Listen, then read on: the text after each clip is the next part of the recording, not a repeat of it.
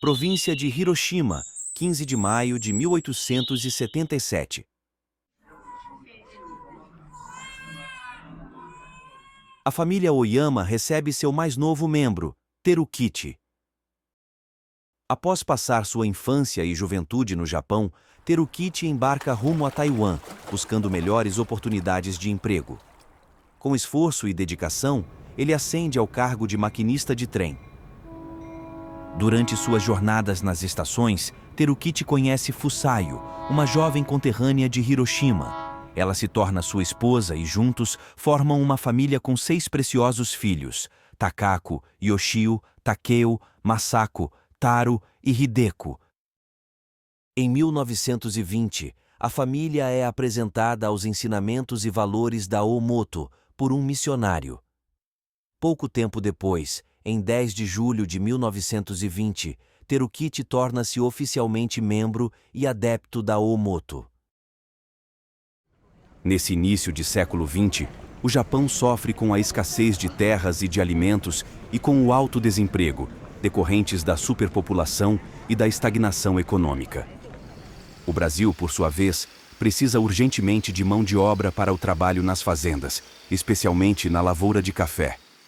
Daí nascem os acordos entre os dois países e os programas de incentivo à imigração, com a promessa de prosperidade e abundância em terras brasileiras.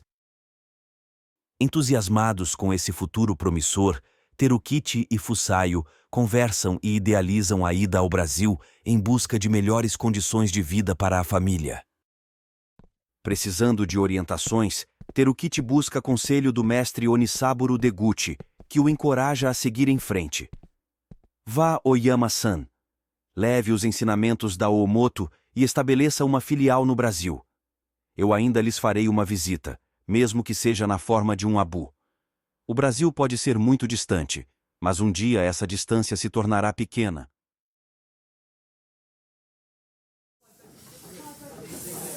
Com 48 anos de idade e acompanhado de sua esposa e 6 filhos, Terukichi dá início à jornada de sua vida. Do convés do navio, se despede da sua terra natal e acena pela última vez aos seus familiares e amigos, seus irmãos omotanos e ao mestre Onisaburo Deguchi.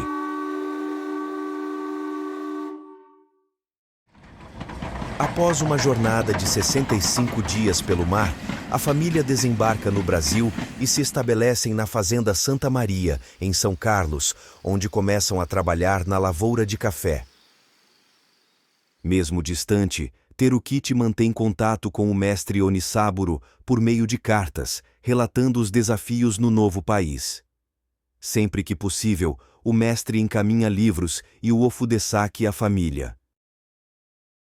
Em 1926, a família Oyama muda-se para a fazenda Taquara, em Santa Adélia. Continuam trabalhando no cultivo do café e também levando uma vida simples e tranquila, cuidando da casa e da família e fazendo suas preces diárias em seu altar doméstico.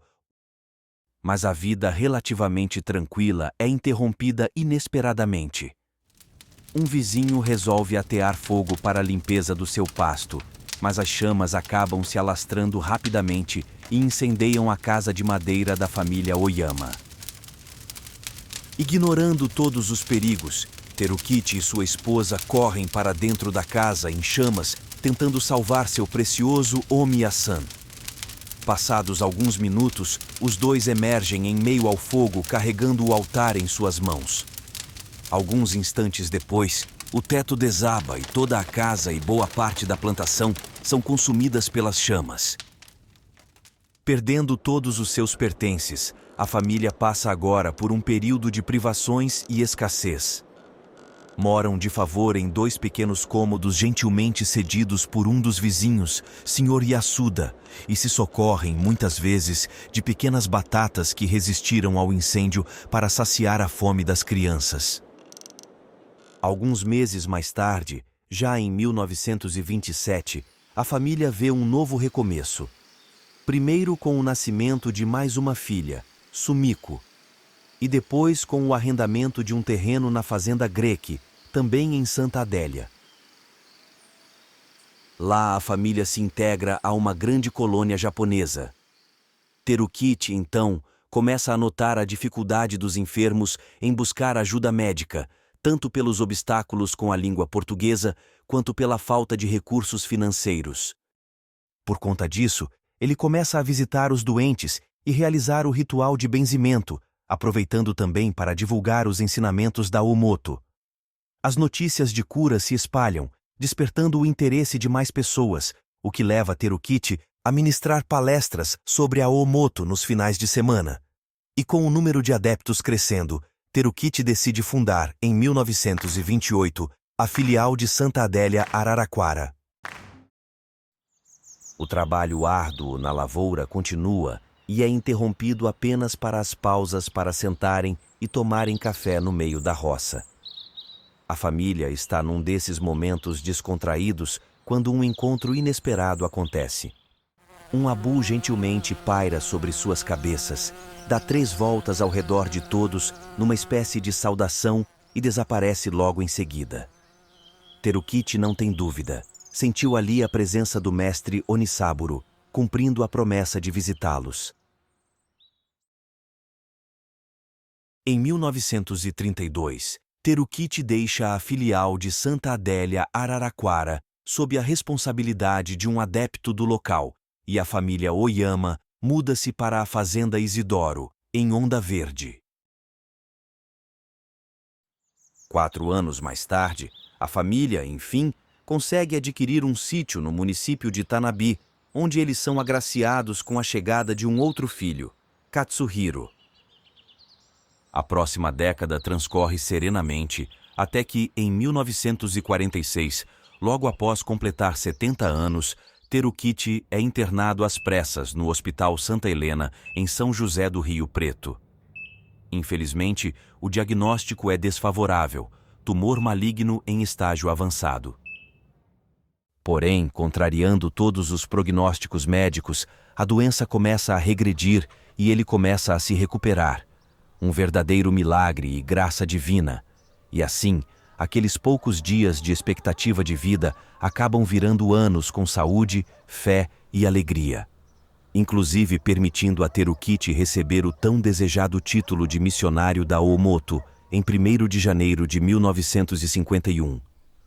Infelizmente, alguns meses depois, em 28 de novembro de 1951, Terukiti deixa o mundo terreno, vítima de um derrame cerebral. Após sua morte, o filho mais velho, Yoshio, continua os trabalhos do pai e, juntamente com seus familiares e adeptos, fundam a filial de São José do Rio Preto, em 19 de maio de 1961. A história do missionário Terukiti Oyama e sua vinda ao Brasil é mais do que uma narrativa pessoal, é uma jornada de fé, coragem e dedicação que inspirou tantas vidas a divulgarem e colocarem em prática os valores e ensinamentos da Oomoto. A filial de São José do Rio Preto celebra este centenário com imensa alegria e gratidão ao relembrar que somos um dos frutos das sementes plantadas lá atrás por Terukiti e sua família. Nossa gratidão e homenagem a cada família, a cada oomotano e a cada pessoa que de alguma forma contribuiu para o sustento e para o crescimento da Oomoto no Brasil.